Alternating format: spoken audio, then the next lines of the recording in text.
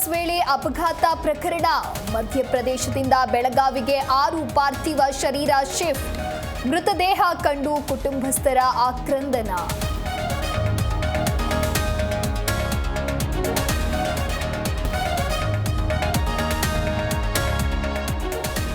ರಾಜ್ಯ ಆಳೋರಿಗೆ ಬೆಳಗಾವಿ ಎಲ್ಲಿದೆ ಅನ್ನೋದೇ ಗೊತ್ತಿಲ್ಲ ಮರಾಠಿಗರ ಜೊತೆಗೆ ರಾಜಕೀಯ ಪಕ್ಷಗಳ ಹೊಂದಾಣಿಕೆ ಕಂಡಕ್ಟರ್ ಮೇಲಿನ ಹಲ್ಲೆ ಖಂಡಿಸಿದ ವಾಟಾಳ್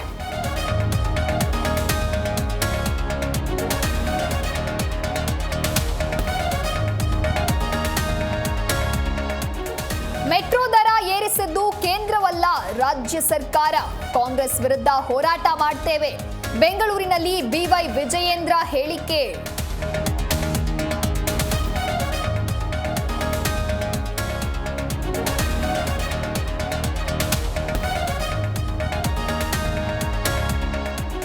ಭಾಷೆ ವಿವಾದ ಹಬ್ಬಿಸಿ ಹಲ್ಲೆ ಮಾಡಿದ್ದು ಅಕ್ಷಮ್ಯ ಅಪರಾಧ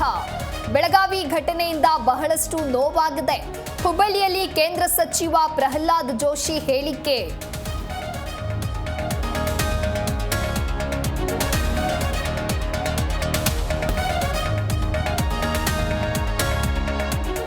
ನಾಳೆ ಪ್ರಯಾಗ್ರಾಜ್ ಕುಂಭಕ್ಕೆ ಮಹಾತೆರೆ ತ್ರಿವೇಣಿಯಲ್ಲಿ ಮಿಂದೆದ್ದ 63 ಕೋಟಿ ಭಕ್ತರು ಗಣ್ಯಾತಿ ಗಣ್ಯರಿಂದಲೂ ಪುಣ್ಯ ಸ್ನಾನ